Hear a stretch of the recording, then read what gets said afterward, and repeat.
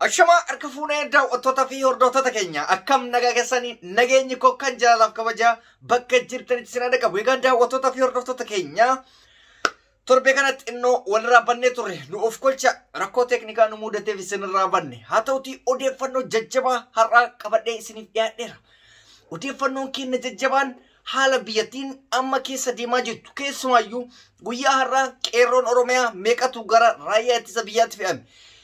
Qeerroon gara raayyaa ittisa biyyaatti fe'ame kun dirqamaan immoo fedhaan isa jedhu akkasumas immoo odeeffannoolee haala booji'amtoota poolisii Oromiyaa guyyaa kaleessaa fi har'aa naannoo Affaaritti booji'amanirraa kan isin biraan ga'u ta'a. An reedii Adamtiyuubi namoonni chaanaala keenya faaraa taatan subscribe gochuun maatii keenya ta'a.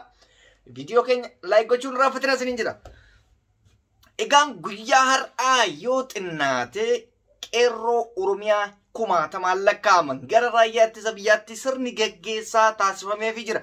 Keessayyuu naannoo Finfinnee dabalatee magaalaa Finfinnee fi guutuu Oromiyaatti yoo xiqqaate hanga ammaa daatan yookaan lakkoofsi qeerroo Oromoo gara raayyaa ittisa biyyaatti makamee 100,000 ol ta'uu bira gahamee jira. Kan ammoo kan gabaase mootummaa mataa isaati jechuudha. 100,000 jechuun har'a ilaalika. Qeerroo 100,000 ila yaada keessa galchaa.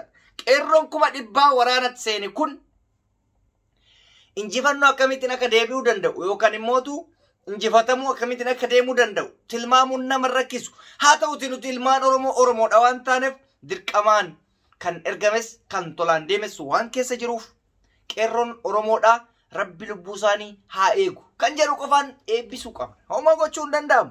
Siyaasa biyyattii kanaa keessatti namoonni tokko tokko osoo beekan qiletti seenan inni tokko immoo osoo hin beekin qiletti seenan. Namoonni hedduu garuu akka hubatetti biyya takka keessatti waa'ee birmadummaa jedhamutu jira.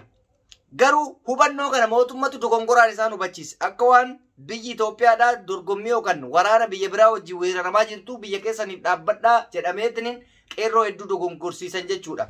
Sirriidha osoo biyya alaa wajjin lolli kun kadeemsifamu taate anas na ilaallata dirqamaa waraanatti seenee biyya kiyyaaf dhaabbachuu qabu ture. Haa ta'uuti kun biyyaaf biyya osoo hin taane waa'ee siyaasati waan ta'eef Tigraay fi Itoophiyaa jechuun isiinis mataan isii Itoophiyaati mootummaadha.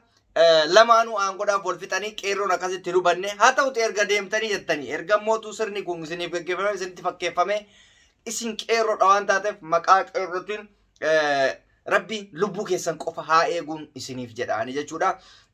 Qeerroo 100,000 jechuun jara keenya salphaa miti. Salphatti ilaaluu dandeessa. Obboleessi koo obboleettiin kee keessa jiraachuu dandeessi. Namni 100,000 qeerroo qofarraa hanga ulfaatu laali. Haa ta'uutii sirni gaggeessaa taasifameefii jira. Rabbi isaan haa eegu. Waan amma deemamaa jirurraa wanti madaalle tokko immoo maalinni yeroo ammaa kanatti humni TPLF kan dura akka malee OF finiinee deemaa ture sun hanga tokko tasgabbaa'e. Maaliif nama 100,000 kana yoo xiqqaate osoo fixaniifuu jechuudha bira ga'uun hin ulfaata waan ta'eef yeroo itti fudhata. Tarkaanfii hedduu duuba deebisanii jiran jechuudha. Amma kun xiinxala osoo hin taane waan lafa jirurraa aayidiyaa lafa jirurraa kireeditii lafa jiru yoo kenne jechuudha. Hanga amma dura fiide sanirraa xiqqoo tasgabboofte jirti wayyaanee. Maaliif humna tutti baay'ate namoota tutti baay'ate. Sinii galee poolisii Oromiyaa immoo ammallee hin dhaabanne ka poolisii Oromiyaa hanga amma immoo waan isinitti mukeessaa qeerroon tokko waraanatti kan seenee hin jiru. Sirna geggeessatu leenjittu kan namaafii jira malee waraana keessa seenee kan booji'afee fi kan booji'ellee hin jiru hanga ammaatti. Garuu kan jiru maalinni humna addaa poolisii Oromiyaatu deemee isaan hedduu kan booji'anillee jira kan booji'amanillee jira. Yoo amma kaleessa argitan makiinaa hedduun naannoo Affaaritti booji'amanii gara Maqaleetti fe'amanii jiranii jechuudha. Poolisii Oromiyaati beeka. Humni addaa poolisii Oromiyaa makiinaa FSR 3 ta'u jechuudha isuusuudhaan erga Affaar keessatti booji'anii booda Affaariin baay'isawee TPLF qabattee jirti naannoo Affaarii gara Maqaleetti feete. Maaliif iddoon isaan ittidhan Maqaleedha waan ta'eef Finfinnee miti. Gara Maqaleetti deebisanii fe'an jechuudha. So isaanillee Rabbi isaan hawaasu. Wanti amma jechuu barbaadu tokko asirratti osoo biran darbin mootummaan wayyaaneen osoo dhufee irra wayyamoo biltsiginnaan dhufee irra wayya waan jedhamutu hawaasa jidduutti baay'isee deemama.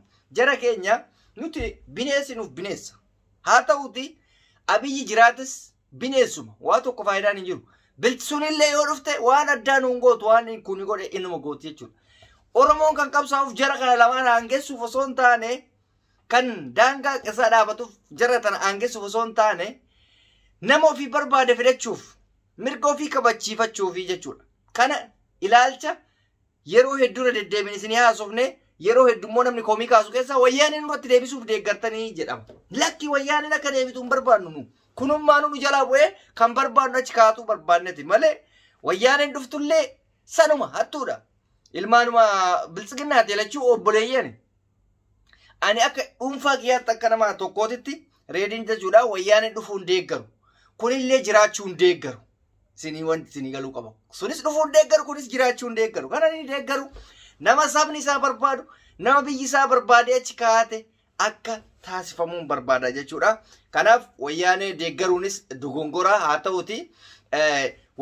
Diinonni lamaan wal nyaachuun Oromoodhaaf iddoo qaba jennee waan amannuuf qofa akka deeggarsaa isinitti fakkaachuun malaa jechuudha. Maaliif woboon sa'a kanatti waan isin hojjechaa jirtu argaa jirtan. Hidhamtoota siyaasaa mana hidhaa keessaa gadi guuraa jiran.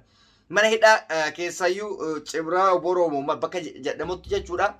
Hedduu ijoollee magaalaa keessa seenanii warroota siyaasa mana hidhaa keessatti ugguraman namoota 200 ol hidhaa keessaa gadi baasan jechuudha. Cabsanii mana hidhaa maaliif humna qabanitti fayyadamanii jechuudha. Woboon haala baay'ee ajaa'ibsiisaa ta'een of qopheessee jira. Daangaa Oromiyaa kabachiisuudhaafis hin dhaabbata nama dhaabbatu jennee abdanna jechuudha. Maaliif humni isaa akka duraanii sanii miti ol ka'ee jira. Deeggarsi biyyoota adda addaarraa abdii horachiisaa ta'e dhufaa jira.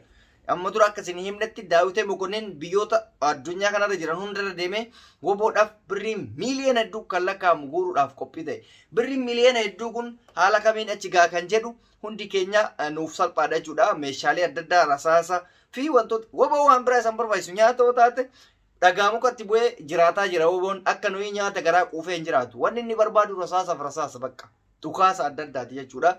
Deeggarsa kanaaf hundi keessanuu yoo akka tasaa na dhaggeeffataa jiraattan biyyoota jirtanirraa tumsa akka taasiftaniif abdii isinirraa qabna jechuudha. Kanaaf biyyattiin haala akkanaa keessa jirti.